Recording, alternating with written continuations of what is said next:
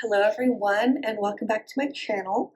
This is Rush from Poor Millennial Mom and this channel is all about cash stuffing, budgeting, and debt repayment. I'm a single mom on a journey to paying off $113,000 of credit card and student loan debt. So if you're interested in following along, please hit that like button and subscribe. Okay, so today we are doing my June 2024 budget. This video is going to be a little interesting. I'm making slightly less money than usual because my theater work has dried up for the summer. But let's get started and take a look. So let's get started with income. Now, this month is going to be a little lean, like I mentioned, so let's go through it.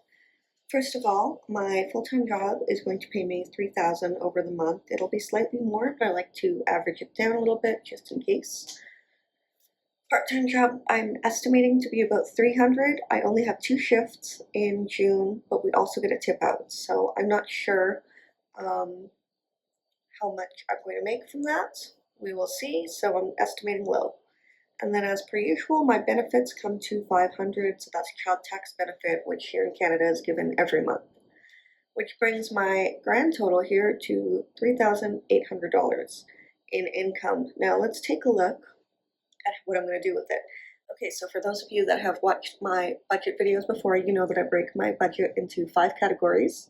The first category here is must pay. Now must pay is the things that I absolutely have to pay every month to keep my life going. The non-negotiables, as it were. So primary among those is rent, which my portion is $1,000. Food is $350. Utilities is $250. Internet is $65, phone bill is $30, car insurance is $90, my line of credit payments is about $150, and my student loan payments for federal and provincial loans comes to $123. So that means that the total balance for all of my must pay is $2,058 or 54% of my income. Ideally, I'd like to get it a little bit lower, so I'm going to be looking at some ways of either increasing my income or reducing my expenses. My student loan payments should become, I shouldn't have to pay them once my student loan repayments will go away once I do get the student loans for my semester, so that should help, but we'll see. Alright, so that means that what I have left after paying my must pays is $1,742 or 46% of my income. So after that, we will go over here to variable. I only have 3 variable categories and all 3 of them get $100. So that is miscellaneous, which is one of my cash stuffing envelopes, gas, which is $100. My car is really great on gas, so pretty happy about that. And then personal, which is $100 for me to spend on whatever I want to spend. That totals to 3% or $300 or about 8% of my income. That leaves me with $1,442 or 38% of my income. So let's go down to category 3 here, which is debt repayment. Currently, we've got 4 cards listed here, so let's go through and take a look here. First of all, I'm going to pay $245 towards my Fido MasterCard. This is the one that I have been snowballing. I'm trying to get rid of it. I have closed the card, so once my final payments are done, the card will be closed and I never have to think about it again. Yay! So this should be enough to cover the final payments, and then I should be able to close this card by the end of June. The next one is Tangerine MasterCard. We're only throwing the minimum payment at that one. RBC, same thing, $250 towards that. Minimum payment is $237, so we're just throwing a little bit more than the minimum payment onto that one. And then Scotiabank, same deal, minimum payment. And the reason I'm only doing minimum payments there is I don't want to overextend myself too much, just in case something comes up where I might need some extra cash. And that's just until my sinking funds have been filled up. And once my sinking funds have been filled up, I will go even harder on this debt.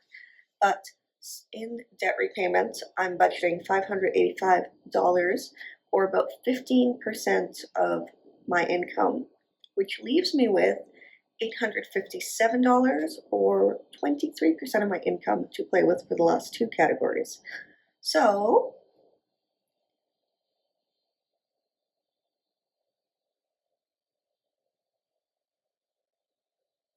here we go.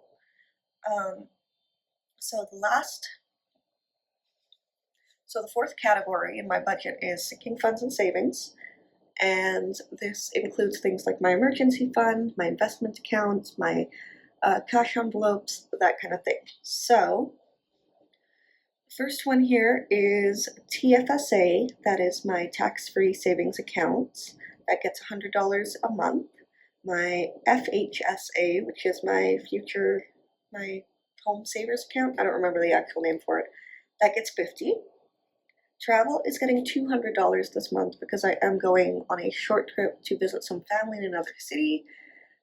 While the accommodations and like transportation will be covered, I might want to do a little bit of shopping or like sightseeing, so that's what I'm budgeting that for. The kids account will get 100, maybe more. We'll see where we are. Costco will get 50. Gifts will get 50. And date night is going to get 75 because we've got a date planned at the beginning of June that I want to put a little bit of money towards.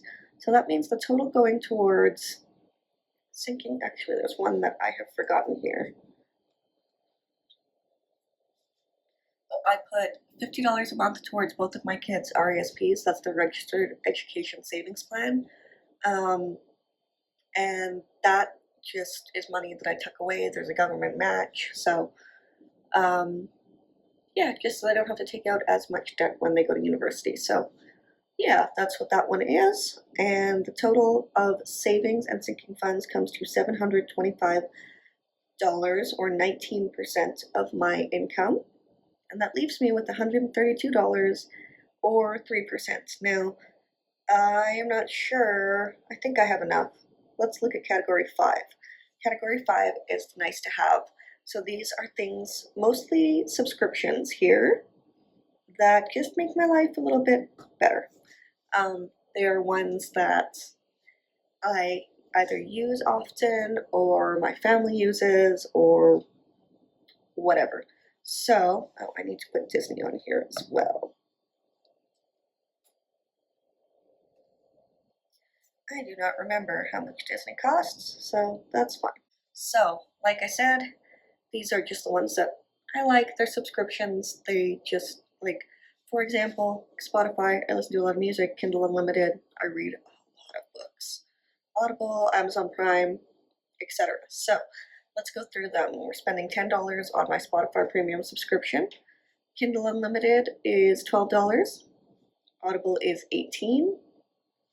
Amazon Prime is actually, I paid in full for my Amazon Prime subscription, so I currently will not need to pay it again until next May. Household, this is just $50 that I put in our household bank account for any sort of random stuff. Canva is $17. It's where I make all my YouTube thumbnails. And then Disney Plus is $15, I think. I don't quite remember because it's been a while since I looked at that. But that means that I'm spending $122 on the nice to have, which is about 3%. So that leaves me with $10 left over. Which means that I am pretty bang on in terms of my budget for June. I have an income of $3,800, expenses of $37.90, and $10 left. Now, we'll see. Life always tends to get in the way, so we'll kind of see. And I do tend to squirrel a little bit more into savings usually than I budget, but I'd rather be saving more than spending more, so to me that's doable. But anyways, that does it for my budget. I hope you enjoyed this video. I hope you found it useful. If you did, please do like the video and leave a comment, subscribe, whatever. It helps so much. I really appreciate it. And I will see you again very, very soon. Bye.